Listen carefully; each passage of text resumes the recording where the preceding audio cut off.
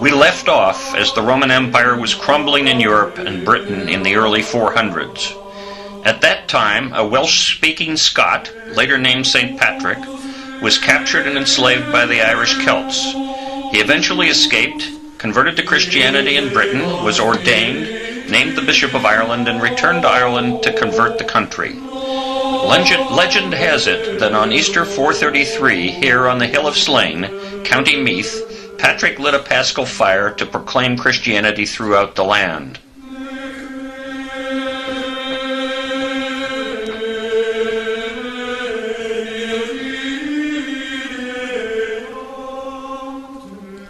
The nearby Hill of Tara, seen here, which had been a site of religious significance since the Neolithic era, was home to one of the major kinglets at the time, Lawhair. The king had previously banned any fire that could be seen from the Hill of Tara. When he saw the fire, he was irate and threatened to kill Patrick. Patrick is said to have killed one of the king's guards and caused an earthquake to subdue the rest. He then picked up a shamrock and used the 3 leaves to explain the concept of the Holy Trinity. The king was not buying it, but he agreed to let Patrick continue his missionary work, and one of the king's assistants, a man named Erk, was converted and became the first bishop of Slane. To this day, a paschal fire is lit on the Hill of Slane every Easter to commemorate the event.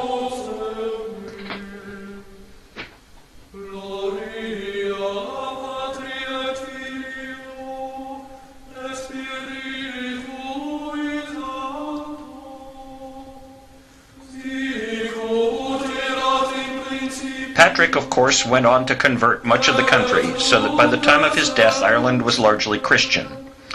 He is said to be buried here in the Down Cathedral in Downpatrick, County Down. But the stone was placed there in 1900 and has nothing to do with the original grave. The early Christians in Ireland tended to congregate in monastic societies, one of the earliest of which is Glendalough Abbey, County Wicklow, which was founded in 498 by a young monk named Kevin, who was seeking seclusion for quiet meditation in the countryside.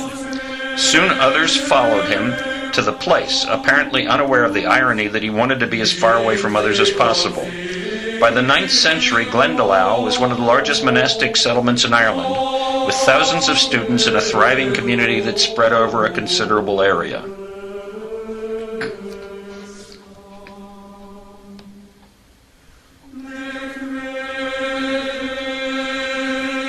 By this time, the Vikings had begun raiding Ireland regularly, sacking the abbeys and killing the monks to carry away their valuables. As a defense, the monks built tall round towers, such as this one at Glendalough, with the only entry door high above the ground. Valuables would be stored in the tower, and when the raiders came, the monks would retreat into the tower and pull up the ladder.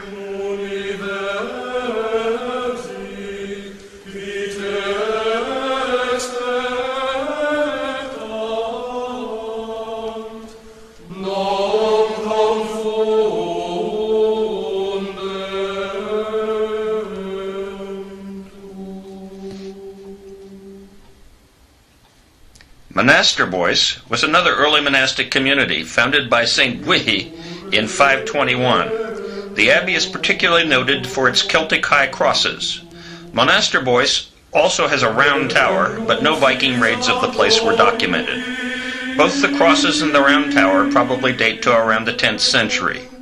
St. Bwihí's name, by the way, was eventually perverted to Boyne, from which the river Boyne got its name. Winter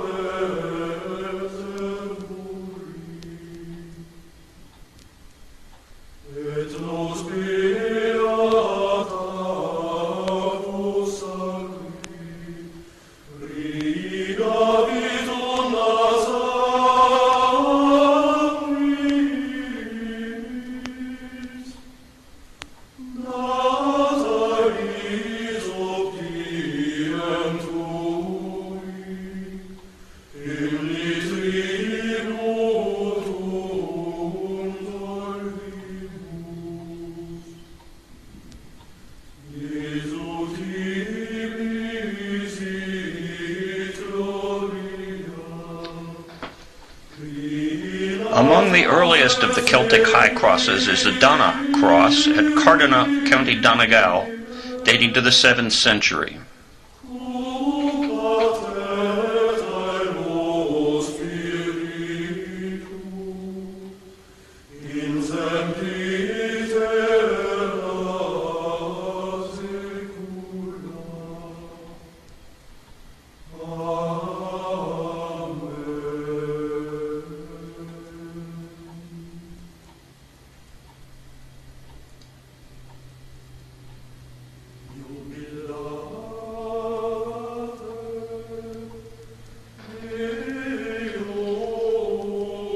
Monasterboice Abbey fell into disuse in the mid-12th century when Mellifont Abbey nearby became a center of the Cistercian Brotherhood. In 1142, Malachy, Bishop of Down, grew troubled by the fact that many monks in his diocese were growing too fond of the good life. He imported a group of hardcore monks from France to the abbey he founded at Mellifont to set a new, more rigorous tone for the order.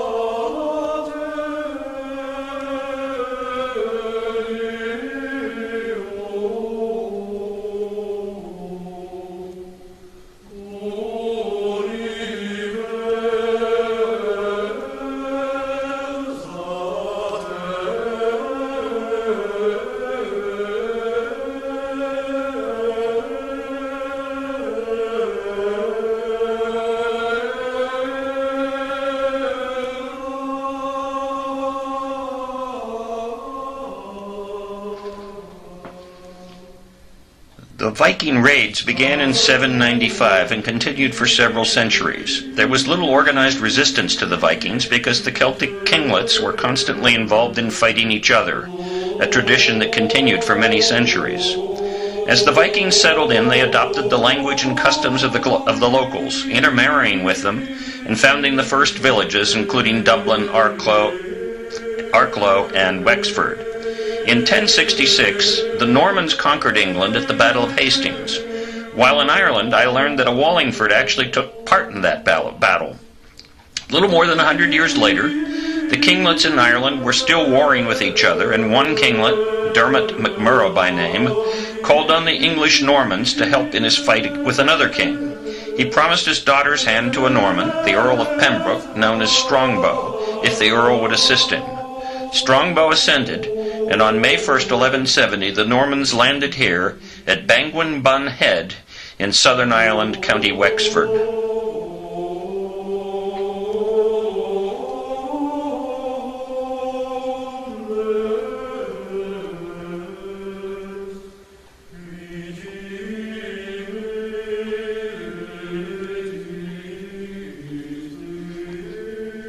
The battle was won, and the marriage ceremony ensued. Soon thereafter, Dermot MacMurrough died, and Strongbow, by virtue of being married to the king's daughter, became an Irish kinglet. Shortly thereafter, jealous that a mere earl was claiming a kingship in Ireland, Henry II of England invaded Ireland in 1172, putting his own men in power in the area around Dublin that became known as the Pale. This was the beginning of British interference in Irish history. Strongbow himself was buried here in Christ Church Cathedral in the formerly Viking city of Dublin, where a tomb effigy supposedly of him is located. The smaller figure is said to be that of his infant son.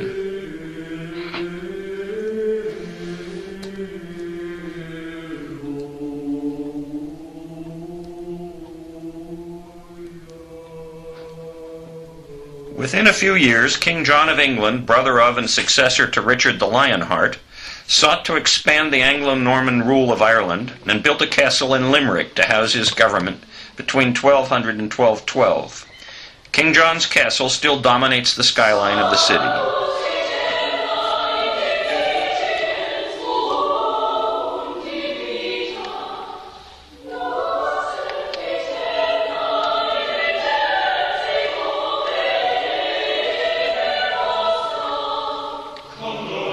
Meanwhile, beyond the Pale, monastic life continued on more or less as it had for more than half a millennium.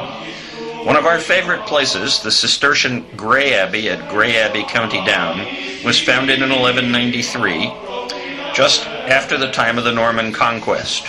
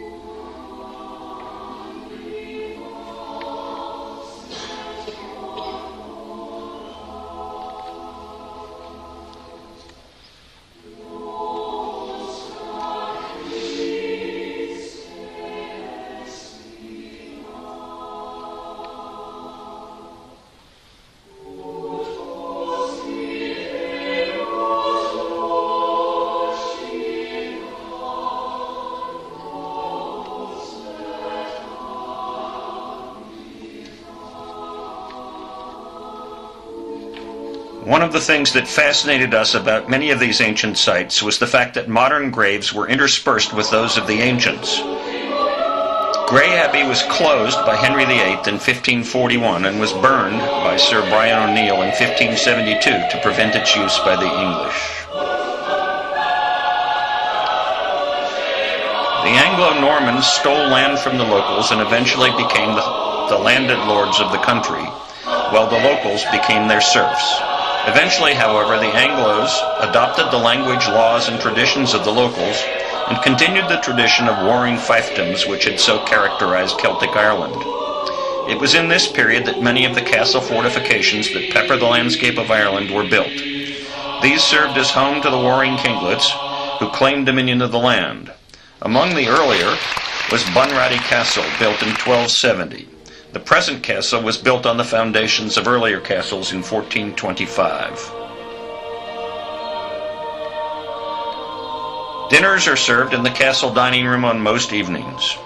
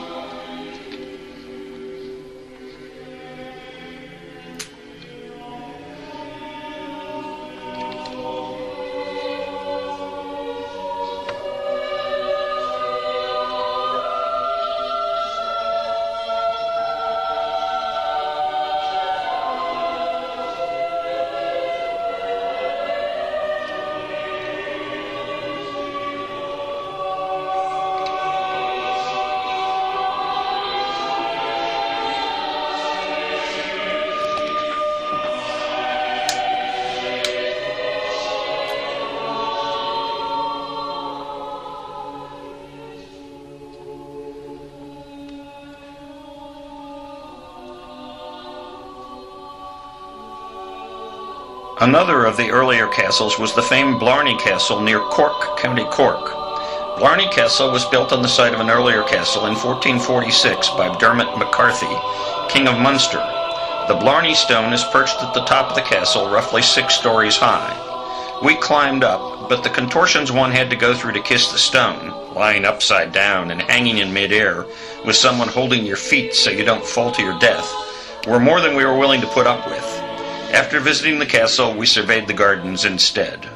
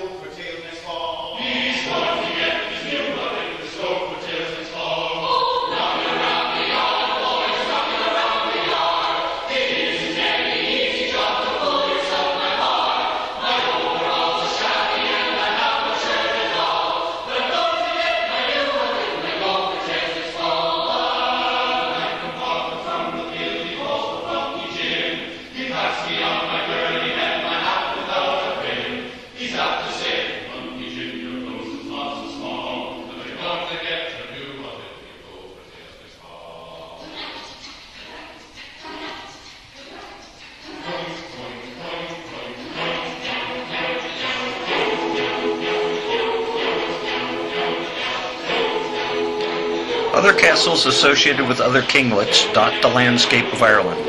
Among them are the Carriganis Castle in County Cork, built in 1540.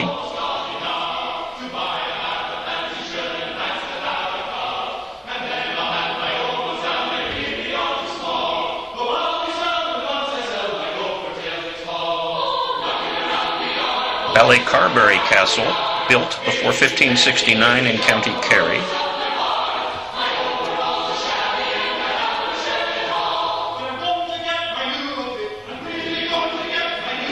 Donegal Castle, near Donegal Town, in County Donegal.